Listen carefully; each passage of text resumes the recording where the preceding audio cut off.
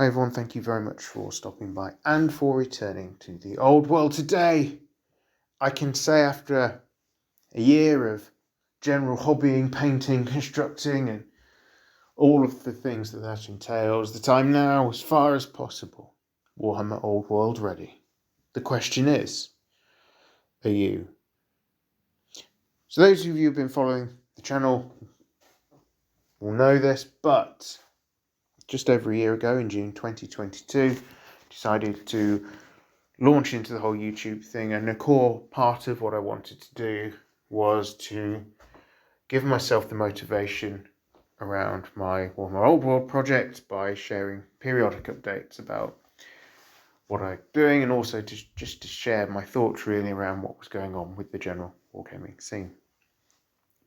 It's now in August 2023 that after a number of distractions, delays, etc., I'm finally in a position where the army that I wanted to build is constructed.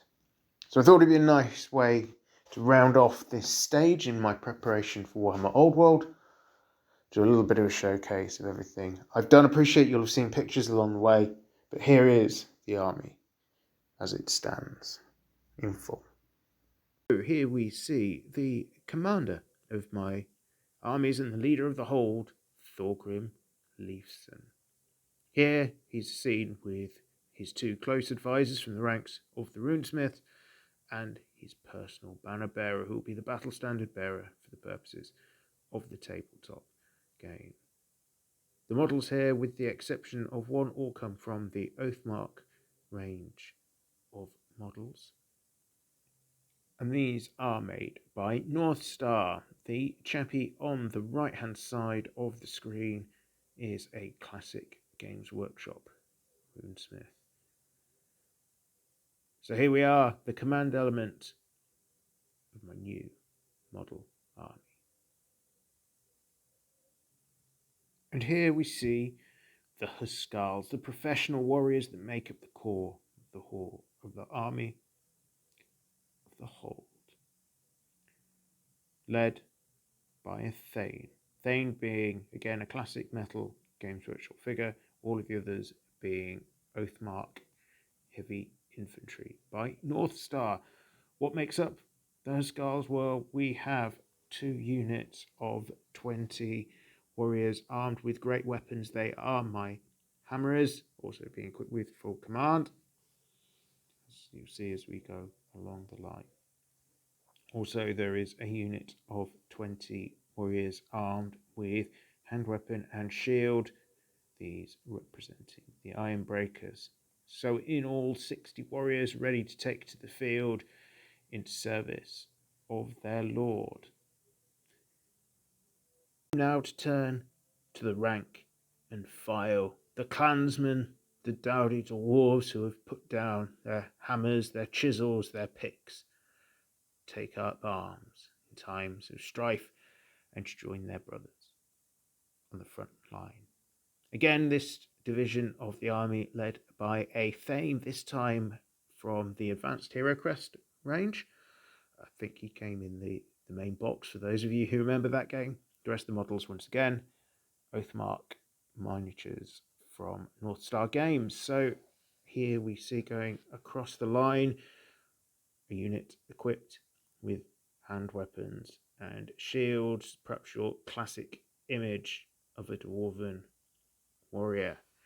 Moving along, we see a unit armed with great weapons, most likely going to represent Longbeards, but we'll see how the game pans out if and when it gets released.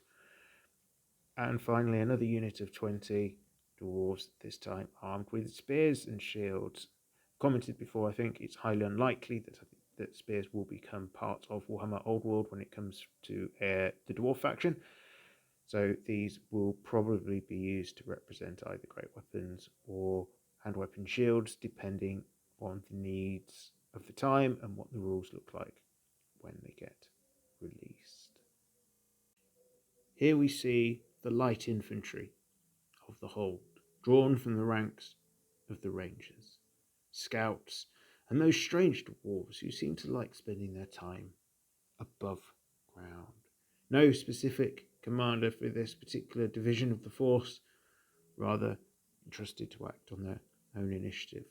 These chaps will either act as crossbowmen or rangers, depending on the need of the game, although of course I won't have the same models representing both rangers and crossbowmen. Most likely they'll just be used as those crossbow-armed dwarves, whittling down the enemy ranks as they come into action. Once again, all the models here you see before you are of the Oathmark range from North Star.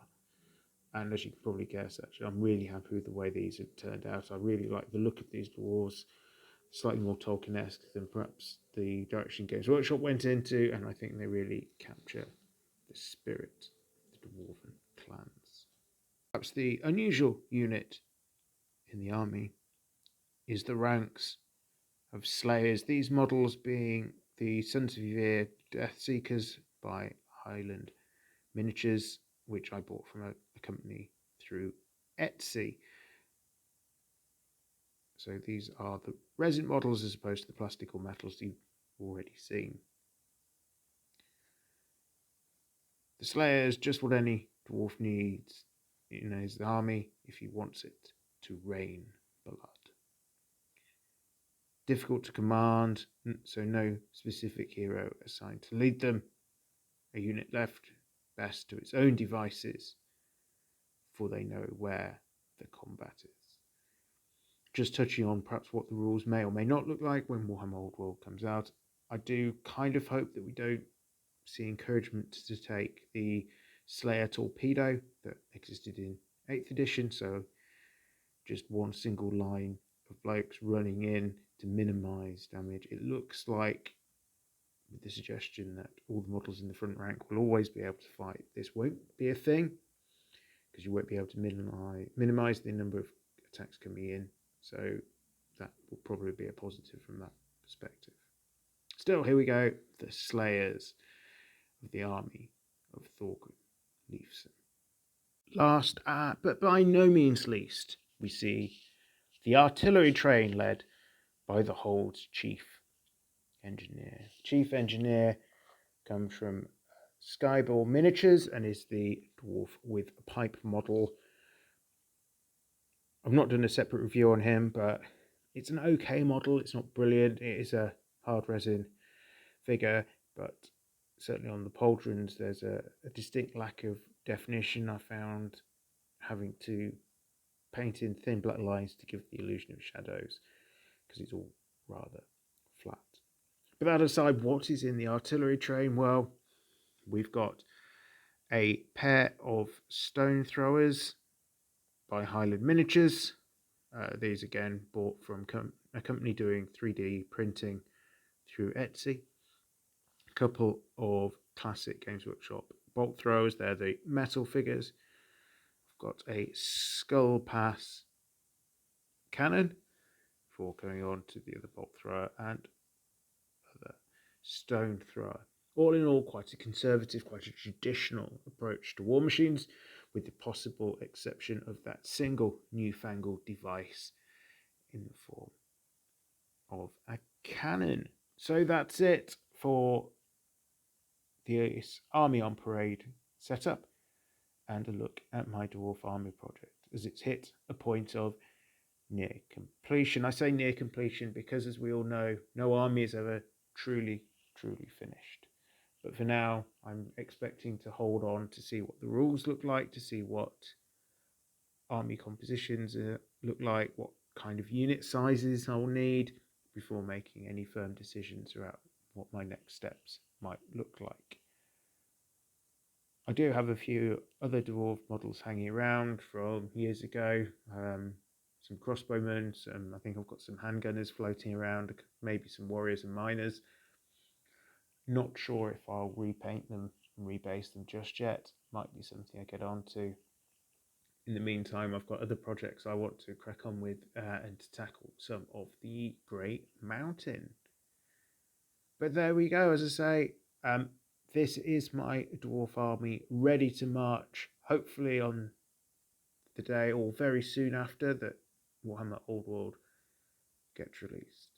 As for now, thank you very much for stopping by. Thank you for looking at this review of my army. Do let me know how you're getting on with your preparation in the comments below. I'm really interested to see what other people are getting up to and what ideas they've got with the lore around their armies as well. If you've enjoyed this and want to perhaps track future videos and future projects, do consider subscribing. It costs you nothing but a couple of moments and a click. Once again, all that remains to say is thank you very much for watching. I am Return to the Old World. Have a great day.